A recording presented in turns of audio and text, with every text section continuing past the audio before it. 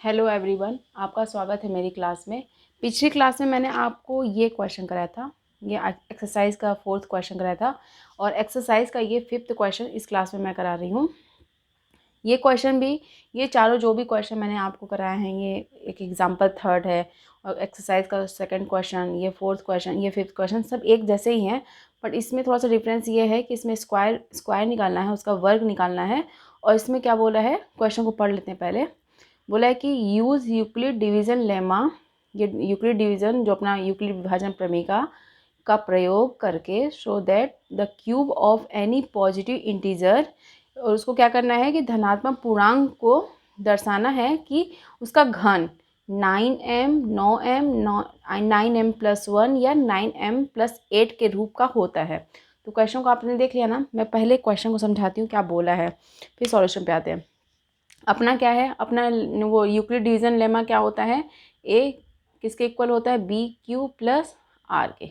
ये होता है आर बी से छोटा होता है, 0 से बड़ा होता है या 0 के बराबर होता है। ये अपना लेमा है, यही अपना प्रमेयिका। इसी प्रमेयिका को यूज़ करना है। अब क्या बोला है कि दर्शाइए कि किसी धनात्मक पूर्णांक का घन, इसके बारे में बात कर रहा है, ए के बारे में। ये जो धनात्मक पूर्णांक है ए अपना, ये ए धनात्मक पूर्णांक का घन, हाँ, cube of any positive integer is the form of 9m। इसका क्यूब अगर इसका घन निकालेंगे, क्यूब निकालेंगे, तो 9m 9m हो सकता है, या तो 9m+1 हो सकता है, या 9m+8 हो सकता है। ये इसके फॉर्म है।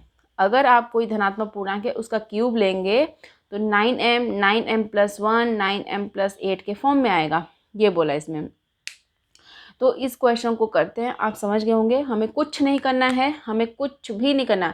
ये ए को क्यूब के फॉर्म में बदलना है और क्यूब और बी का मान निकालना। बी का मान क्या होगा इसमें, आप देख रहे हैं ना, +1 +8 है। ये यहाँ पे m जो है, m का जो गुणज है 9 हमारा बी होगा, 9 हमारा बी होगा। अभी तक मैं ये बताई थी। बट इस क्वेश्चन में थोड़ा सा मैं ये बोलूँगी, इस क्वेश्चन को देखते हैं पहले। मैं एक चीज़ बोलूँगी आपसे, देखिए। मैंने बोला अभी कि बी होगा 9, मैंने यही बोला ना अभी। इस फॉर्म में है मतलब कि 9m 9m+1 9m+8 के फॉर्म में है, मतलब बी 9 है। आर की वैल्यू क्या हो जाएगी इस टाइम पे, अगर आप इस बी को 9 मानते हैं, बी 9 ही होगा। ये तो कंफर्म है कि बी, अगर मैंने इतने क्वेश्चंस में अभी बताया है कि इसी का मल्टीपल लेते हैं, इसी का गुणज लेते हैं, जो m होता है वेरिएबल, इसके साथ इसी का मल्टीपल लेते हैं और यही b होता है। तो मैं अभी भी बोल रही हूँ b ही है, हाँ। बट अभी समझते हैं क्यों b नहीं लेंगे, b 9, हाँ, इसका रीज़न देखते हैं। देखिए क्या बोला है कि r क्या होता है, b से छोटा होता है, 0 से बड़ा होता है या उसके बराबर होता है। ये कंडीशन हमें पता है। अगर r का मान b क्या है, 9 है, फिर इससे इक्वल या इससे ग्रेटर होगा, ये होगा। r के मान क्या आ जाएंगे, r के मान 0 के बराबर है तो मतलब 0 भी होगा, 0 से बड़ा होगा, 9 से छोटा होगा, मतलब 0 1 2 3 4 5 6 7 8, ये होंगे इतने सारे। इतने कंडीशन करेंगे आप, इतने कंडीशन। अगर r 0 है, r 1 है, r 2 3 4 5 6 7 8, इतने बार आप करेंगे तो भी वही आएगा। अगर आप बी अगर 9 मानेंगे तो इतनी बार आपको ये केसेस लगाने पड़ेंगे इसको प्रूव करने के लिए कि हाँ यही हो रहा है। आप ऐसा भी तो कर सकते हैं ना कि देखिए ये 9 जो है, 9 क्या है, 9 3 का मल्टीपल है, 3 तिहाई 9 होता है। अगर आप 9 को लिखना चाहें गुणनखंड के फॉर्म में तो 3 तिहाई 9 होता है, 3 और 3 होता है। इसी का गुणनखंड है ना, तो बी को हम 3 मान लेते हैं। इसी का गुणनखंड है तो इसी का गुणनखंड है तो इसी के जैसे आएगा ना। 3 है तो 3 बार में भी प्रूफ हो जाएगी चीज़ें। अगर आप 3 लेते हैं बी का मान तो 2-3 बार, अगर इस केस को 2-3 बार भी करेंगे तो वही आएगा ना, वही आएगा। और इसका गुणनखंड ही हम ले रहे हैं तो आपका आंसर तो सॉल्यूशन तो ईजी भी हो जाएगा और आंसर वही निकलेंगे। आप 8 बार करेंगे, जैसे हम सम विषम का करते थे तो 2-3 बार के केस में भी वही रिपीट होने लगती थी चीज़ें, नहीं होती थी ना रिपीट। 9 बार करें, 8 बार करेंगे तो 2 कम से कम 0 में आएगा, 2 में आ जाएगा, 4 में आ जाएगा, 6 में आ जाएगा, 8 में।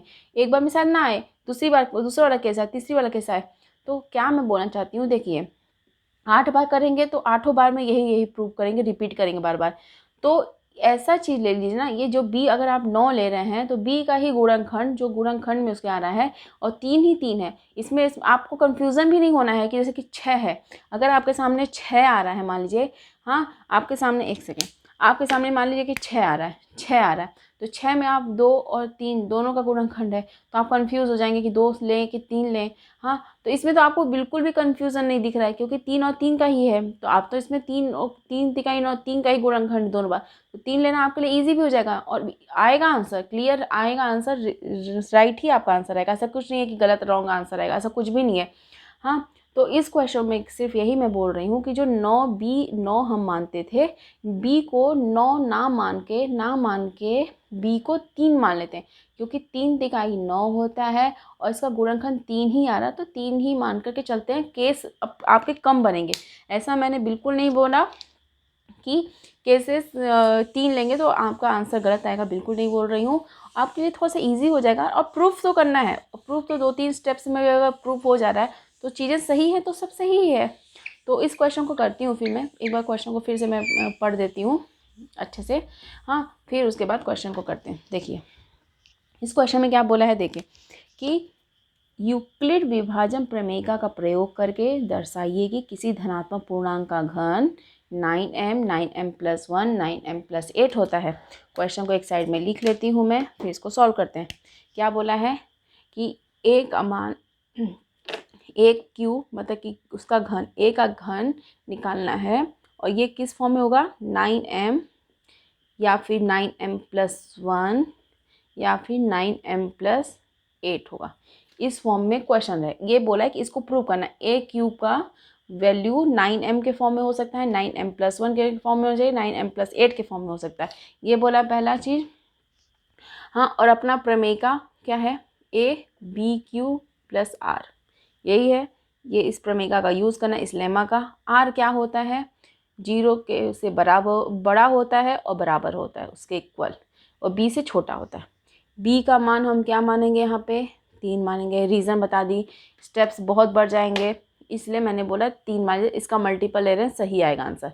r का मान इस केस में क्या होगा, b का मान 3 है, हाँ तो ऐसे होगा। तो इस केस में r कितनी वैल्यूज आएंगी आपकी, r की 3 से छोटा होगा, 0 और 0 से बड़ा होगा, तो 0 होगा पहली चीज़, 1 होगा, 2 होगा, 3 नहीं होगा क्योंकि 3 से छोटा है, इसके इक्वल तो होता नहीं है, तो 0 1 2 आएंगे। तो 3 ही केस इसमें बनाने पड़ेंगे आपको, तो इजी पड़ेगा। अब देखिए 3 केस में, अगर देखिए आप पहली बार अगर मैं b9 मानती हूँ, b9 मानूंगी तो बहुत सारे केसेस बन जाएंगे ना, 8 तक, 0 से 8 तक, मतलब 9 केसेस लेने पड़ेंगे आपको, तो ये आपके लिए ईजी रहेगा। हाँ, इसलिए ये 3 ही केस लेंगे, उसका मल्टीपल ही ले रहे हैं ना, उसका मल्टीपल ले रहे हैं तो आपके लिए ईजी होगा। तो इस क्वेश्चन को अब सॉल्व करते हैं ना। हाँ, आपको क्या दिया है, a का मान क्या दिया है, b/q+r, तो a का मान आपने क्या रख दिया यहाँ पे 3, एक b का मान 3 रख दिया, q+r, इसमें r की वैल्यू पुट करते जाएंगे, इसको इक्वेशन 1 मान लीजिए, और इसमें r की वैल्यू पुट करते जाएंगे, सिर्फ यही बोला है ना, और मैंने यहाँ पे क्वेश्चन भी लिख दिया कि ये प्रूव करना है, बस सिर्फ है। अब ये क्वेश्चन की तो ज़रूरत है नहीं आपको, क्योंकि क्वेश्चन तो आप समझ गए हैं। अब क्वेश्चन को सॉल्व करते हैं। देखिए पहला केस है, यदि r क्या है, 0 है, तो क्या होगा, a इसमें रखते हैं 3q प्लस r की वैल्यू 0, a क्या आ गया 3q, यही आया। लेकिन ये नहीं पूछा है, ये पूछा ही नहीं है, इसका क्यूब पूछा है, इसका घन पूछा है, तो 3 से इसका पावर 3 हो जाएगा, तो 3q का आप घन निकाल देंगे, इसका क्यूब निकाल देंगे, तो 3 को 3 बार 3 से मल्टीप्लाई करेंगे तो कितना आता है, 27 आता है, 27 होता है, तो क्या आ गया 27q क्यूब, ये 3 का भी क्यूब होगा और क्यूब निकलेगा, और क्यू का भी 3 बार होगा मल्टीप्लाई, तो 3 क्यू का पावर 3 हो जाएगा। अब देखिए आपके सामने दिया है, इस फॉर्म में आ सकता है, इस फॉर्म में आ सकता है, इस फॉर्म में, बट इसमें आपको प्लस वलस तो दिया नहीं है, इसके साथ प्लस दिया ही नहीं है, एक ही पद है इसमें, तो ये वाला ही फॉर्म होगा, ये तो कंफर्म है कि इसमें एक ही पद है, तो यही वाला फॉर्म होगा ना, ये वाला फॉर्म होगा। लेकिन इसमें तो 9 दिया है, 9 इसमें 9 नहीं है, 27 है, तो इसको 9 जैसे बनाइए, जैसे 9 × 3, इसका गुणनखंड लीजिए, 9 3 27 इंटू क्यू, हमें 9 चाहिए और m चाहिए, इस पूरी चीज़ को आप क्या समझ लीजिए m, तो 9m मान लीजिए, और यहाँ पर लिख देंगे माना m क्या है यहाँ पे 3q का पावर 3। ये प्रूफ हो गया। r अगर आपने 0 माना तो ये प्रूफ हो गया। अगर हमने r 1 माना, r हमने माना 1, यदि r की वैल्यू 1 है तो क्या होगा, क्या हो जाएगा, a क्या है अपना, a क्या है 3q प्लस r, r क्या होगा 1 होगा। ये तो पूछा नहीं है, इसका क्यूब पूछा है, इसका घन पूछा है, तो 3q प्लस 1 का क्यूब। अब आपको ये फॉर्मूला पता है क्या, इसका फॉर्मूला a प्लस बी का होल क्यूब क्या होता है, A cube plus B cube plus 3a square B plus 3ab square. यही होता है ना, यही फॉर्मूला होता है ना। a प्लस बी का होल क्यूब क्या होता है, A cube plus B cube plus 3a square B plus 3ab square, यही होता है। इसी फॉर्मूले को यूज़ करते हैं इसमें।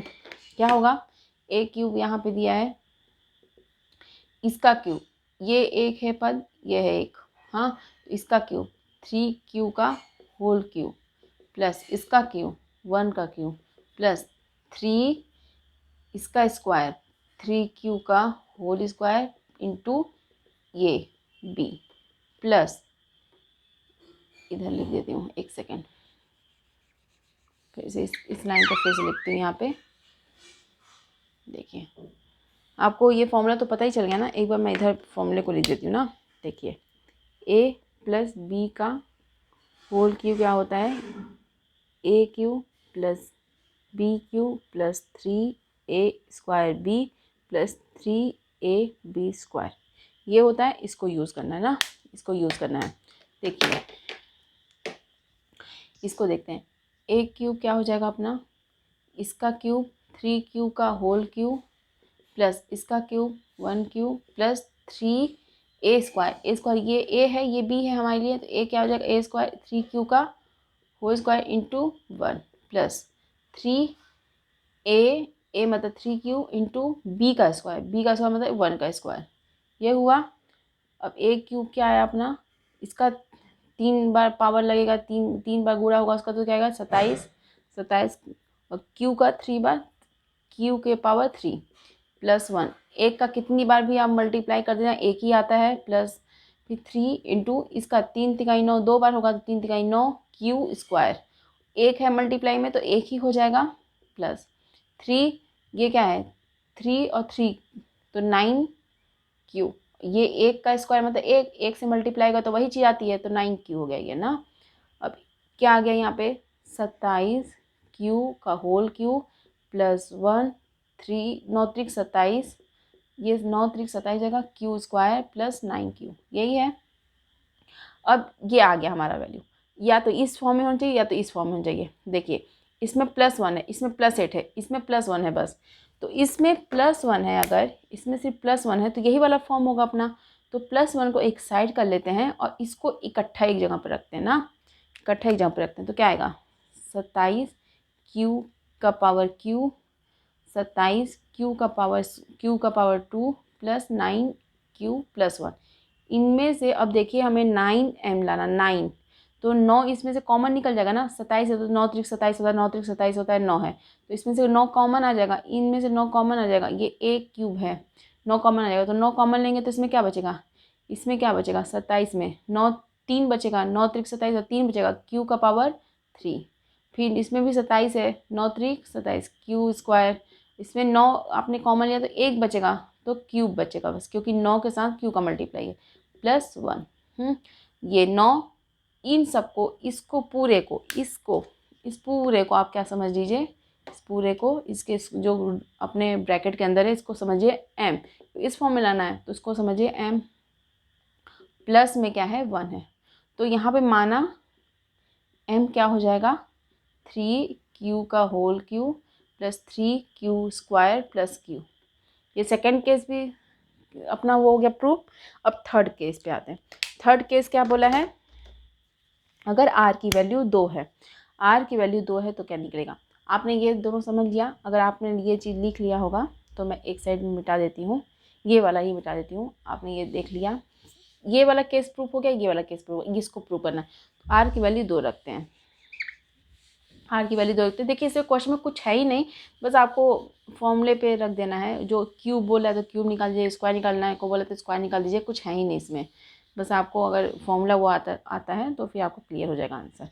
हाँ, आर की वैल्यू अगर 3 है तो, आर की वैल्यू 3 है तो, हाँ अगर आर की वैल्यू 3 है तो क्या हो जाएगा, ए अपना क्या हो जाएगा, ये ए क्या है अभी 3q प्लस आर है, तो 3q प्लस आर क्या है इस केस में, सॉरी 3 नहीं 2 तो 2 हो जाएगा, 2 है ना ये। अब इसका निकालिए q, 3q प्लस 2 का q, उसका घात 3 होगी। ए क्यू क्या हो जाएगा, ए प्लस बी का होल क्यू है तो इसका क्यू पहले 3q का होल क्यू प्लस 2 का क्यू प्लस 3 इंटू 3q का होल स्क्वायर इंटू 2, ये है पहला केस। प्लस क्या हो जाएगा 3 इंटू ए 3q इंटू ये बी 2, समझ गए। फिर ए क्यूब, इसका क्या है क्यूब 3 बार है तो 27 क्यू का पावर 3, 2 का 3 बार होगा तो मल्टीप्लाई 8 आता है। ये क्या है 3 इंटू 3 तिहाई 9, 9 क्यू स्क्वायर इंटू इधर 2 है, इधर क्या है 3 तिहाई 9, 9 दूनी 18, 18 क्यू, ये हो गया।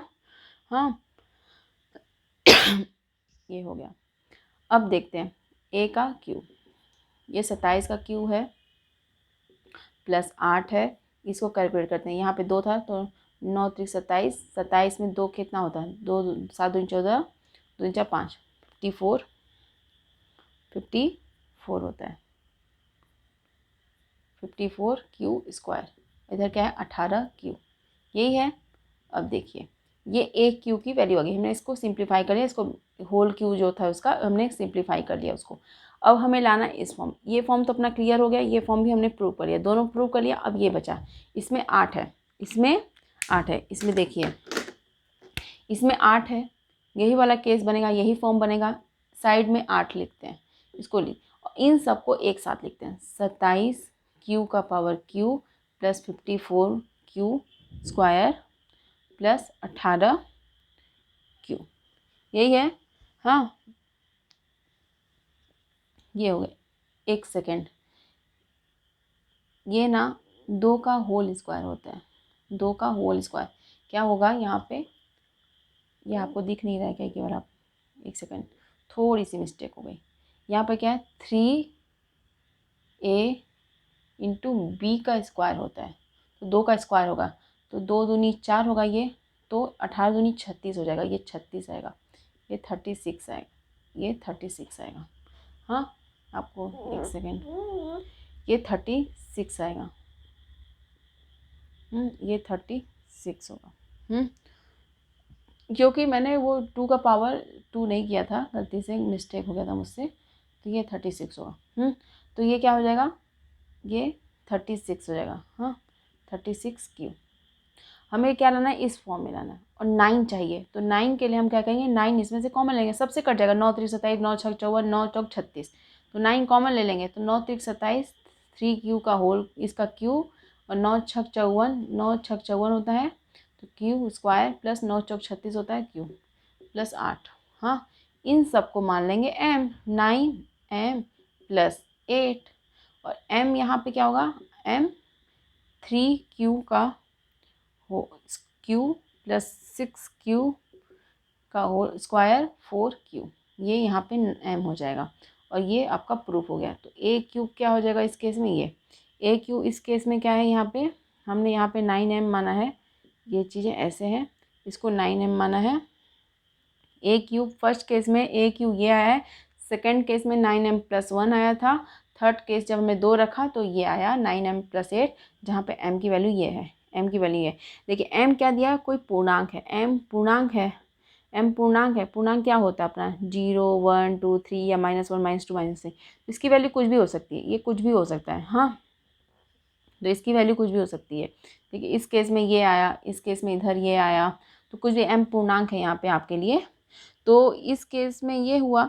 हाँ तो आपने क्वेश्चन को समझा क्या, आपके पूरे एक्सरसाइज के क्वेश्चन हो गए हैं, सिर्फ एक क्वेश्चन बचा है जिसमें थोड़ा थ्योरी में वो क्वेश्चन दिया आपको, कि बर्फ़ी है, मिठाई है, तो उसको आप मतलब कि मतलब कि आपको कॉलम में लगाना है उस मिठाई को।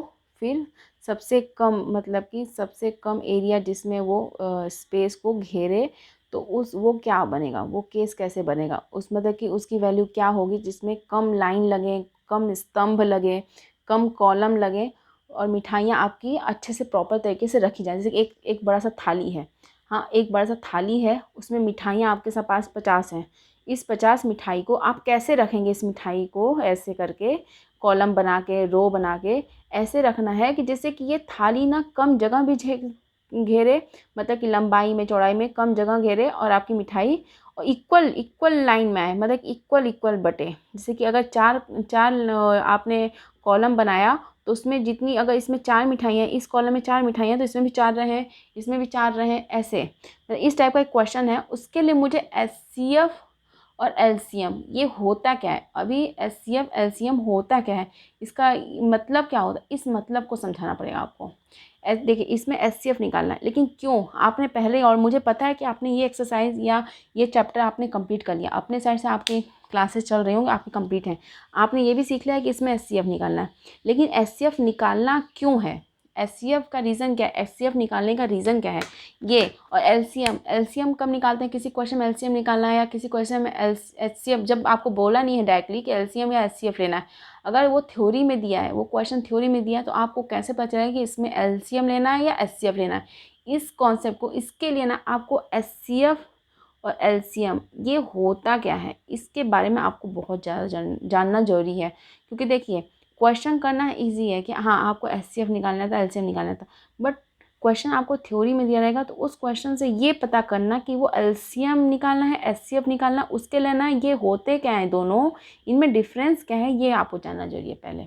तो इसको डिफरेंस को समझने के लिए नेक्स्ट क्लास में लूँगी, और उसमें नेक्स्ट क्लास में एक आपका लास्ट क्वेश्चन होगा, एक्सरसाइज का एक क्वेश्चन होगा और एक एग्जाम्पल का क्वेश्चन होगा। वो 2 क्वेश्चन कराऊंगी, फिर आपका ये एक्सरसाइज कंप्लीट, फर्स्ट चैप्टर का एक एक्सरसाइज कंप्लीट होगा, फिर नेक्स्ट एक्सरसाइज पे चलेंगे। तो इस क्लास में सिर्फ इतना ही। Thank you so much.